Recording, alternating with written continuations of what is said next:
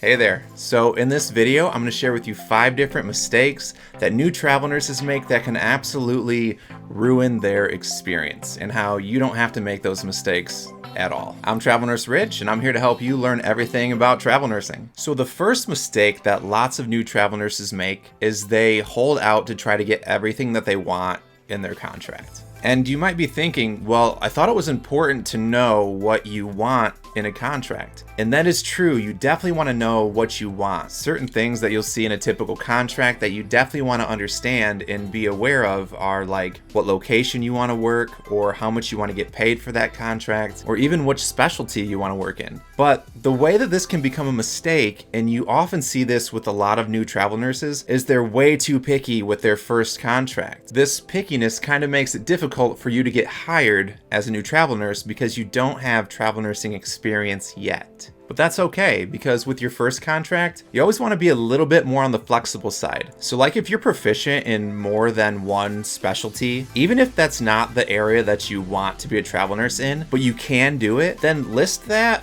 under what you're proficient in as travel nursing. And if you can't find a contract in that first area of specialty, then try the second area. And let me kind of give you an example about this. So for me, I'm an ICU nurse, but because of that, I've done lots of recoveries, so I can work PACU. And I've also did the whole med-surg step down thing before I became an ICU nurse, so I can do that too. So if I was really running out of options for ICU contracts, I could always take one in the med-surg specialty, or like a med-surg tele or something along those lines. And when you have all these new travel nurses joining the flow of travel nursing right now, you're gonna want something that gives you that edge up, so that way you can have no problem getting your first contract. And you know, some people are really picky about the location of their first one as well. So I had this vision when I first became a travel nurse that I was gonna find a place 1 hour away from my house, like just over that 50-mile line. But 3 months later, I still didn't have a contract, and yeah, I was definitely being way too picky.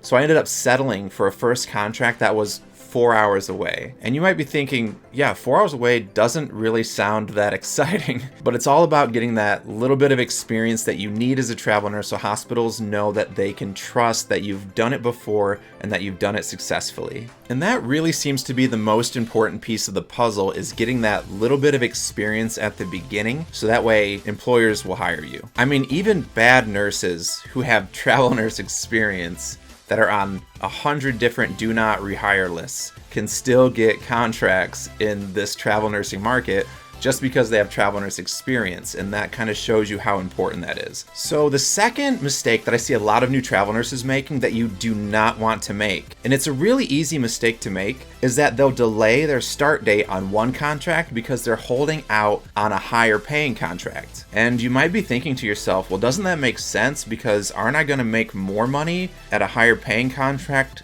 versus less money at the one that I'm being offered right now? And the answer to that is maybe. It's not nearly as simple as it should seem, but let me explain what I mean by that. Say you got offered a contract for, say, $3,800 every week take-home pay, but you decide to hold out for contract number 2, which is offering you $4,000 a week, but you can't start for 2 more weeks. So yeah, it's true that when you start working contract number 2, you're gonna be bringing home $200 more a week, which over a 13-week period adds up to being $2,600. But keep in mind that you took 2 weeks off to get that contract. Even though you ended up at the end of the 13-week period with an extra $2,600, you lost out on $3,800 every week for 2 weeks, which is $7,600. And if you subtract the $2,600 from the $7,600, you end up being in a net $5,000 loss just by waiting on a contract that is only minimally better than what you were at. So to avoid making this mistake, what you're gonna wanna do is do the math first. Kind of just write it out on paper.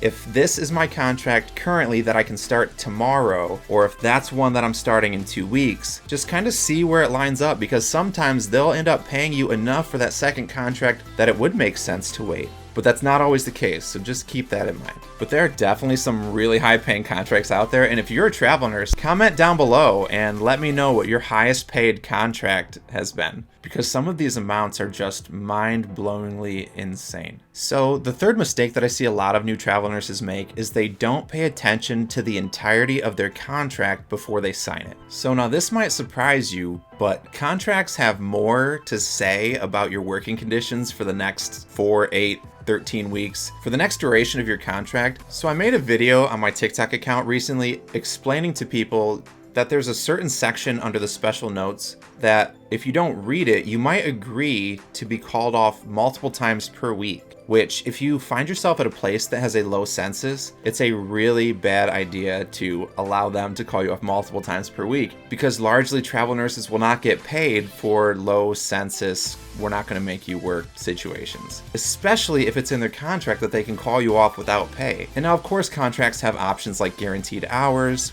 or other options like that, but just make sure that what it says under the notes and the other parts of the contract is also what you agree with, instead of just looking at the amount that you're going to make and signing immediately. And sometimes when you're going over your contract and you find a section that you do not agree with and you're like, I am not going to sign it unless they change that. Well, sometimes you bring that to like your agent and then they bring it to the hospital / nurse manager / whoever is over there making decisions.